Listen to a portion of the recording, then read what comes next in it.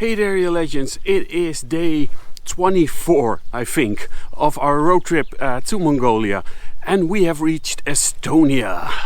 And it looks like things are finally gonna get a little bit more dodgy, even though it's only slightly, because Estonia is lovely and very modern. We're gonna head to Tartu, the second city, and then after that to Tallinn to do a show, actually to do 2 shows on the same night. So let's see what this Estonia thing is all about.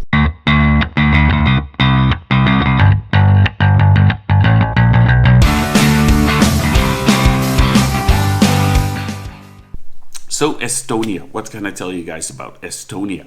It's the first of the 3 Baltic countries we are visiting. It's quite small, it's about the same size as the Netherlands, with a way smaller population though. Only 1.3 million people live in Estonia, and that population is actually still declining. It's quite a flat country, with the highest point being only 318 meters, and it's quite densely forested. Even though it's geographically a Baltic country, they consider themselves Nordic. However, all the other Nordic countries are like, nah, you're not Nordic. And their 2 Baltic sisters, Latvia and Lithuania, are also like, why are you pretending to be Nordic? You're one of us. However, I say, if Estonia feels Nordic, even though they're born in geographically Baltic land, we should respect that and consider them Nordic and let them use the Nordic toilet. It is a very tech-savvy country. It has a very high number of startups. It's also most notably the least religious country in the world. And they've gained their freedom from Russia in a very interesting way. Together with the 2 other Baltic countries, they gained their freedom by singing. They sang their way into freedom, which is a much better deal than Eastern Germany got. Because when Eastern Germany got their freedom, they were actually received by David Hasselhoff singing them freedom. And let's be honest, if you just gained your freedom, the last thing you want to be confronted with is David Hasselhoff. That makes you just want to reconstruct the wall and go full-on communist again.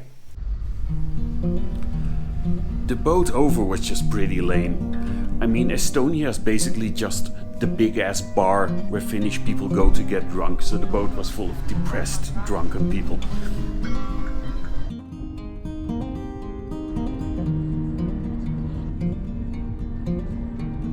But I have to say, Tartu, the city, is surprisingly nice. Has a nice little old city center, a nice vibe to it. It's a pretty green city.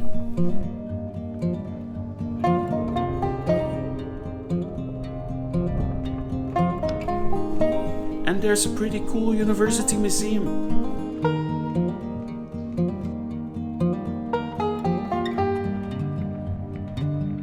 All in all, this is a really nice surprise, and a lot nicer than all the cities we saw in Sweden and Finland.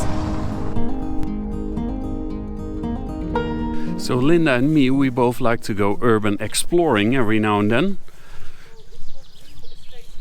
Oh, real estate hunting, sorry. Basically looking for abandoned real estate with potential, which we don't want to buy. Let's see what we have here.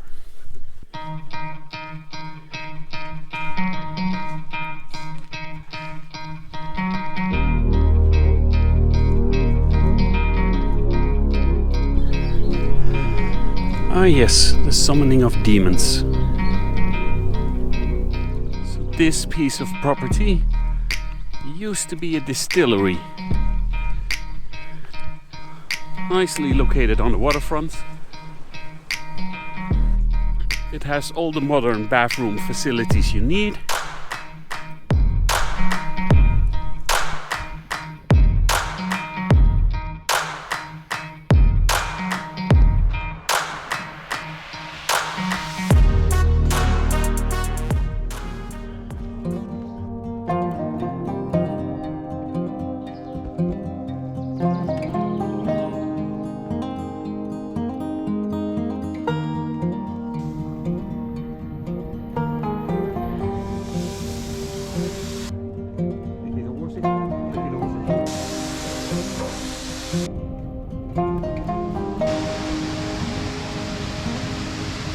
our friend Sandra is gonna show us around town today.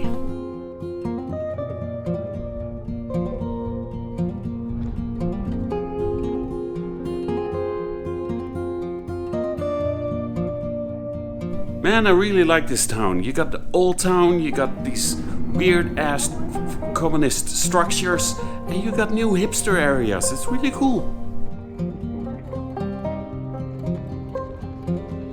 Why is there a robot army? Should I be worried about the robot army? I'm worried. And Estonia has some of the best craft beers in the world. I'm never leaving. Oh yeah. And now my parents are fixing it.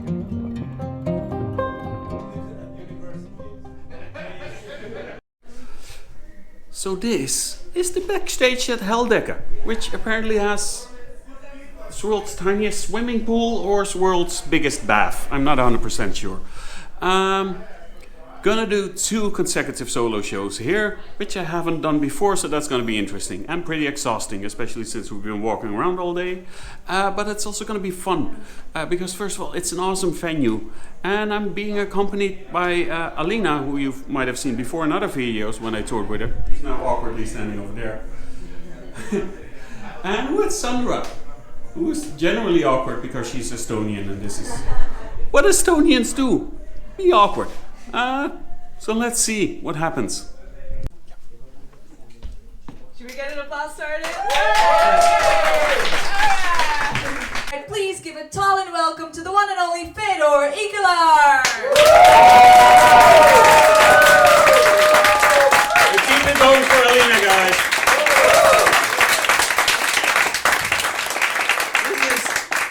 This is amazing. It's sincerely absolutely lovely to be here. Also lovely to be in this place. It's I mean it's I think it used to be a brothel, right? Yes. Yes. So I shouldn't be touching anything. Okay, cool. But it is lovely to be in Estonia. I've already discovered my favorite thing to do here in just one day, actually. I don't know if you guys know these goats, these fainting goats. If you scare the goat, it gets stiff and it falls over. Yeah. Estonians do the same if you try to hug them. It's amazing. You guys get like all stiff and awkward when he's touching us. It's amazing. Make some noise if you got a cat. Woo! Nice. Those people are excited for living in a dictatorship. That's basically what it is. Don't get me wrong, I love cats, but it's basically you're living in a dictatorship. That's how that... Well, we in Bulgaria, we recently got a cat. I don't know how it goes here by getting a cat, but in Bulgaria, the way you get a cat is you walk outside, you pick one up, you go back inside, and it's your cat. It's amazing. Doesn't work the same with children. We have to return it. The cat really gives me a sense of home because it's always washing itself, and then it gets a hairball, and then it goes like... And I'm like, how cute he's trying to speak Dutch. I had so much fun. Heldeke is such a gorgeous venue. And they were really great, really helpful. It was really awesome to be performing with Alina again, to see Sandra, who I hadn't seen in a while. And was a lot of fun. Doing the 2 shows back to back was cool, but exhausting. Especially since during the day we did about 15,000 steps. Sorry, just walking around town and then doing 2 one-hour shows is a lot. But they were a really fun audience. We had one weird thing though. There was one guy. He came to the first show, he enjoyed it, and he bought a ticket for the second show. Now, if you are one of those people that believe that what we do on stage is all improvised and he would have seen a completely different second show, I hate to break the news to you. We rehearse and practice this stuff well. So he basically saw the same show twice. I changed a few bits. I had a few bits I didn't do in the first show that I did in the second one. And there's some audience interaction, which is different, of course. But basically, he saw the same show. He still loved it though, but he had the weirdest heckle. There's this bit where I talk about chihuahuas and, dogs licking their own balls. And he randomly shouted out, "Chihuahuas don't have balls." Now, first of all, I've triple checked, and I basically harassed a chihuahua in the street this afternoon to check. They do have balls. But it was the weirdest thing, and the whole reaction of the crowd was hilarious, and I had some good comebacks, which was also fun, but unfortunately we only recorded the first show. So I cannot share that with you. But it was a lot of fun. In general, Estonia was lovely. Lovely country, nice medieval architecture. The cities were nice, which was a nice change from, Sweden and Finland, where the cities were like...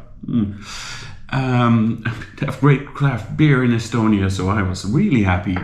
Estonia, awesome place.